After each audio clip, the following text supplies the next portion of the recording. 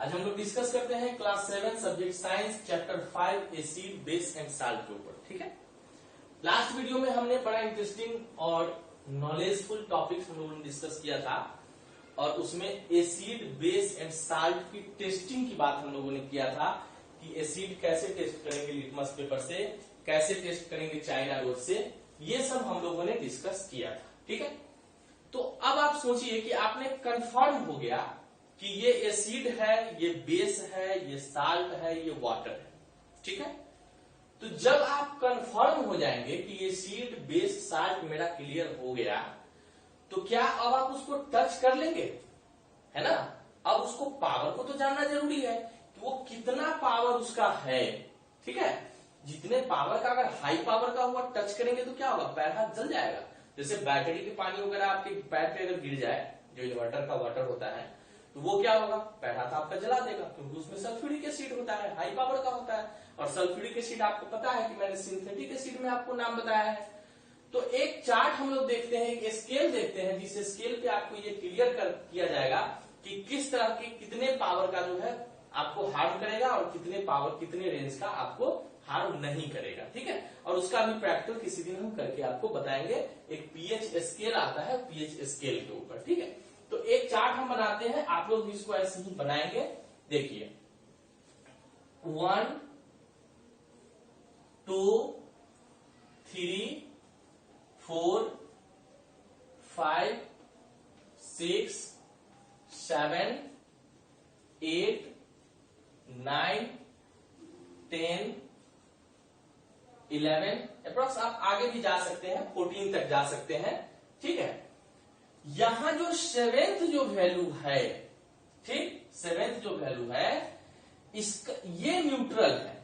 क्या है, ये न्यूट्रल है, यानी यहां पे वाटर है। क्या है, वाटर, जिसका वैल्यू 7.0 होता है। कुछ ऐसे भी चीज का नाम मैं लिस्ट दिखाऊंगा एनवायरमेंट में, कि किसका पीएच वैल्यू कितना है, सिर्फ आप समझते जाइए। ये न्यूट्रल है, ब्लड का पीएच वैल्यू 7.4 होता है, स्लाइटली वो अल्कालीन होंगे। तो यहां से नीचे वाले जितने भी सबस्टेंसेज आपको दिखेंगे वो एसिडिक होगा। क्या होगा, एसिडिक होगा। कैसे पता चलेगा, तो पीएच स्केल पे आपको प्रैक्टिकल हम बताएंगे। और इससे ये जो होगा, ये 10 गुना 10 टाइम्स ज्यादा पावरफुल होगा, ये इससे 10 टाइम्स ज्यादा पावरफुल होगा, ये इससे 10 टाइम्स ज्यादा पावरफुल होगा, ये इससे 10 टाइम्स ज्यादा पावरफुल होगा, और ये इससे 10 टाइम ज्यादा पावरफुल होगा। तो आप कह सकते हैं कि 6 में और 4 में कितना गुना ज्यादा पावरफुल ये है, 6 से 4 कितना गुना ज्यादा पावरफुल है, तो आप कह सकते हैं 10 10 या 100 टाइम्स ज्यादा पावरफुल है। क्लियर। और जब यहां से इधर हम चलेंगे तो ये भी 10 टाइम्स पावरफुल होंगे, ये भी 10 टाइम्स पावरफुल होंगे, ये भी 10 टाइम्स पावरफुल होंगे, बट ये एसिडिक नहीं होकर के, ये एसिडिक नहीं होकर के ये बेसिक नेचर के होंगे। क्या होगा, बेसिक नेचर का होगा। क्लियर। अब आप कहिएगा तो बेसिक और अल्कालीन यहां पे दो वर्ड आ जाते हैं। क्लियर। तो इससे ऊपर जो होगा वो बेसिक होगा। तो एक लाइन यहां पे लिखने की जरूरत है कि द बेस, क्या लिखेंगे, the base that dissolve in water, that dissolve in water called alkaline। क्या कहलाएगा, अल्कालीन कहलाएगा। क्लियर। लेकिन एक बात और ध्यान रखिएगा कि all alkaline are base, true false में ऐसे क्वेश्चन पूछे जाते हैं। ऑल अल्कालीन आर बेस, ठीक है, but all base are not alkaline. All base are not alkaline, not alkaline. Clear. All base are not alkaline. तो ये बात आप ध्यान रखेंगे और पीएच स्केल पर हम इसका टेस्टिंग करके फिर कभी प्रैक्टिकली हम दिखाएंगे आपको। तो जब आपको दिख जाएगा कि इस लेवल का है तो न्यूट्रल हुआ, इससे आगे गया तो इतना गया, इतना गया, यहां तक आप इसको टच कर सकते हैं। ठीक है, इससे ऊपर जाएगा तो हाई पावर का हो जाएगा, है ना। हालांकि यहाँ तक ठीक है, 10 तक आप टच कर सकते हो, और ये यहाँ तक ठीक है, आप इतने तक टच कर सकते हो, बट इससे नीचे जाएंगे तो खतरनाक होता है। ठीक है, आप देखते होंगे कि टार्टेरिक एसिड हम लोगों ने डिस्कस किया था अनराइप मैंगो में, और वो अनराइप कच्चे आम का जूस अगर आपके हाथ पैर पे पड़ा हो तो क्या होता है, कुछ दिन के बाद घाव हो जाता है।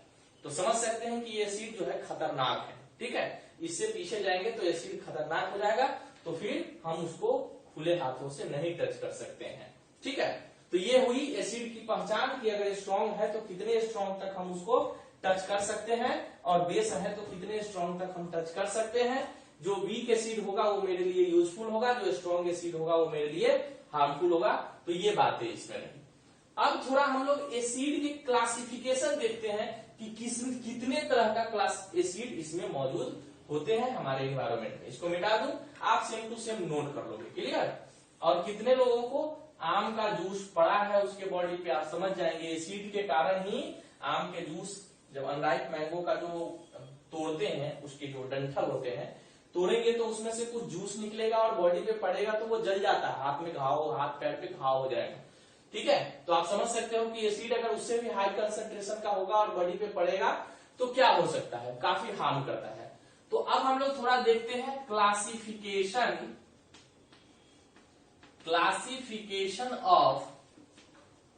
Of acid. क्या देखेंगे, क्लासिफिकेशन ऑफ एसिड। तो इसके क्लासिफिकेशन किस आधार पे, तो पहला देखेंगे कि ये जो एसिड होता है वो नेचुरल होगा, नेचुरल एसिड।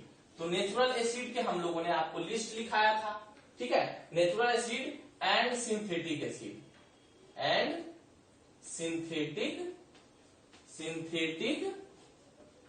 एसिड। ठीक है, तो क्या लिखेंगे, ऑन द बेसिस ऑफ ऑकुरेंस के आधार पे, ये एवेबिलिटी कहिए, एवेबिलिटी के आधार पे इसके क्लासिफिकेशन हुए। किस आधार पे, on the basis of availability के आधार पे, किस तरह से एवेबिलिटी है, अवेलेबल है उसके आधार पे। ठीक है, एवेबिलिटी के आधार पे। ठीक है, दूसरा होगा वीक एंड स्ट्रॉन्ग एसिड। क्या होगा, स्ट्रॉन्ग एसिड। अब यहाँ पे देखिए, जो नेचुरल एसिड होते हैं नॉर्मल वो मोस्टली वीक होते हैं, जैसे लेमन वगैरह हो गया हम लोग यूज करते हैं, तो नॉर्मली ये वीक एसिड होंगे, हमारे बॉडी पर अगर पड़ेगा तो किसी तरह का हार्म नहीं करेगा। ठीक है, लेकिन जो स्ट्रॉन्ग एसिड होंगे, जो सिंथेटिक एसिड होगा, वो हमारे बॉडी पे पड़ेगा तो वो मेरे लिए काफी हार्मफुल होगा। ठीक है, उसके बाद आप देख सकते हैं water soluble and water insoluble acid.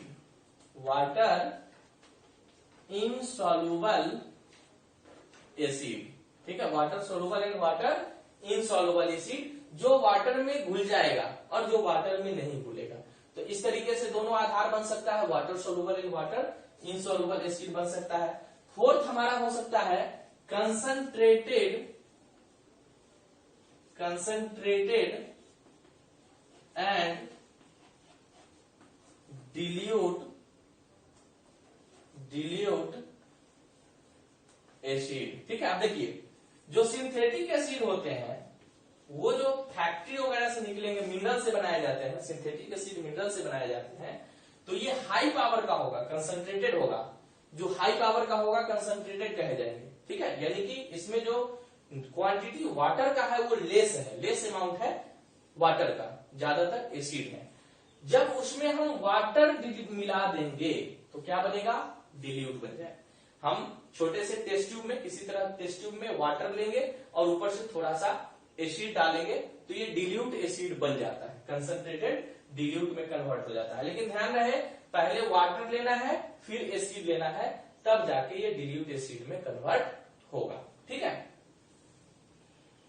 तो ये रहा हमारा इसका टाइप्स।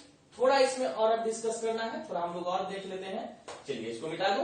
ओके, आप इसको नोट कर लेंगे, क्लासिफिकेशन ऑफ एसिड हो गया।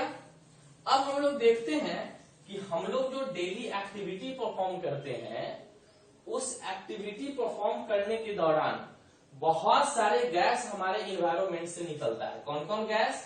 SO2, NO2, ठीक है, कार्बन डाइऑक्साइड, CFC, मीथेन, ठीक है, मीथेन गैस निकलता है। फिर वाटर वेपर निकलते हैं, वाटर वेपर, ठीक है, वाटर वेपर। ये सब कहां से निकलता है? तो इंडस्ट्री से। कहां से निकलता है? इंडस्ट्रीज से निकलते हैं। अब ये सब इंडस्ट्रीज से निकलते हैं, अब ये उड़ के जाएगा कहां? ये जाएगा इन्वायरमेंट में, ठीक है, इन्वायरमेंट में जाएगा और इन्वायरमेंट में तैरता रहेगा। क्या रहेगा? तैरता रहेगा। ये 5-6 गैस का नाम आप याद रखेंगे। जब तैरता रहेगा और जब बारिश होगी, जब रेन होगा, तो ये पार्टिकल्स वर्षा के साथ नीचे गिर जाएगा, ठीक है। तो अब जब ये वर्षा के साथ, ये रेन वाटर के साथ जब नीचे गिरेगा, तो इसी को कहेंगे एसिड रेन। क्या कहेंगे? एसिड रेन कहेंगे। क्या कहेंगे? एसिड रेन कहेंगे। तो एसिड रेन में आप इतना समझ रहे हैं कि ये सब गैस बारिश के पानी के साथ गिरेगा, इसको एसिड रेन कहेंगे। ये सब गैस आएंगे कहां से? तो इंडस्ट्री जब चलती है उसमें से ये गैस सब निकलते हैं और इन्वायरमेंट में तैर रहे हैं। तो इसमें बारिश होगी, इसको हम लोग एसिड रेन कहेंगे। तो अगर आपको कहा जाए कि एसिड रेन, क्या लिखोगे एसिड रेन के बारे में, ठीक है, तो इसको कैसे लिखोगे? The acid are present in the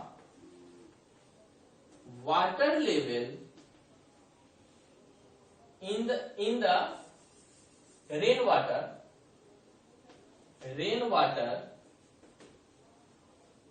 more than the normal level, more than the normal level is called acid rain, is called acid rain, ठीक है। मतलब the acid are present in the rain water more than the normal level is called acid rain। मतलब ये acid अगर normal range से जितना होना चाहिए अगर है तो ठीक है। वैसे भी वाटर का पीएच वैल्यू 7.0 होता है तो न्यूट्रल हुआ, लेकिन जितना सुटेबल है उतना अगर है तो ठीक है, अदरवाइज उससे अगर ज्यादा होता है तो वो हमारा कहलाएगा एसिड रेन, ठीक है। तो ये एसिड रेन इसलिए भी आपको जानना है कि नेक्स्ट क्लासेज में एसिड रेन के विषय में बहुत ज्यादा डिस्कस हम लोग करेंगे। एसिड रेन के कुछ हार्मफुल इफेक्ट है, तो इस हार्मफुल इफेक्ट को हम लोग फिलहाल देखते हैं कि 4-5 हार्मफुल इफेक्ट है। तो हार्मफुल इफेक्ट को देख लीजिए, ठीक है। क्या है harmful impact of acid rain, ठीक है, इसको आप नोट कर लेंगे। Clear? Harmful effect of acid rain क्या लिखेंगे? Harmful effect of acid rain, ठीक है। सबसे पहला होगा एसिड रेन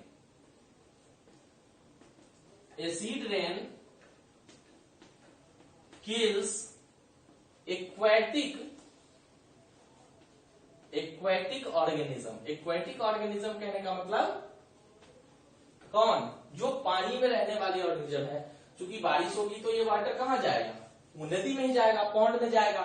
तो वहां जो एक्वेटिक ऑर्गेनिज्म है, टेरेस्ट्रियल ऑर्गेनिज्म मींस जमीन पे रहने वाले ऑर्गेनिज्म, और एक्वेटिक कहने का मतलब वो पानी में रहने वाले ऑर्गेनिज्म, उसको वो हार्म करेगा, उसको मारेगा। पीएच वैल्यू उसके ज्यादा हो जाएंगे, कम हो जाएंगे, जिसके चलते वो मरेगा। उसके बाद और क्या करेगा? Acid rain harmful for plant. जो टेरेस्ट्रियल प्लांट भी है उसके लिए भी ये हार्मफुल है, ठीक है। इट increases और decreases pH value of soil. ये सॉइल के पीएच वैल्यू को इंक्रीज या डिक्रीज कराएगा। तो अगर इंक्रीज हुआ तो भी बैरन होगा, डिक्रीज होगा तो भी बैरन होगा, बंजर जमीन हो जाएंगे। उसके बाद क्या होगा, इट डिस्ट्रॉय आप सुनते होंगे कि जो ताजमहल की कलर है, ठीक है, वो डिम पड़ रहा है, ठीक है। It destroy the colour of the historical natural monument, ठीक है। जो मोन्यूमेंट्स हैं, ताजमहल वगैरह हो गया, जो भी बिल्डिंग्स हैं जो नेचुरली स्टोन के बने हुए हैं, वो क्या होता है, उसके कलर एसिड रेन के कारण डिस्ट्रॉय हो रहे हैं। तो ये 4 point harmful impact of acid rain आप रखिएगा, ठीक है, ये ध्यान रखिएगा। आज के लिए प्रॉपर इतना ही एसिड की कहानी है। कल हम लोग एसिड पर आगे भी डिस्कस करेंगे, फिर हम लोग धीरे धीरे इस चैप्टर को आगे बढ़ाएंगे। अभी चलेगा, इस चैप्टर में अभी और क्लासेस बाकी है और अच्छे चैप्टर है, आप इसको पढ़िए, अच्छे से पढ़िए, मन से पढ़िए। ओके, आज के लिए इतना ही, गुड बाय।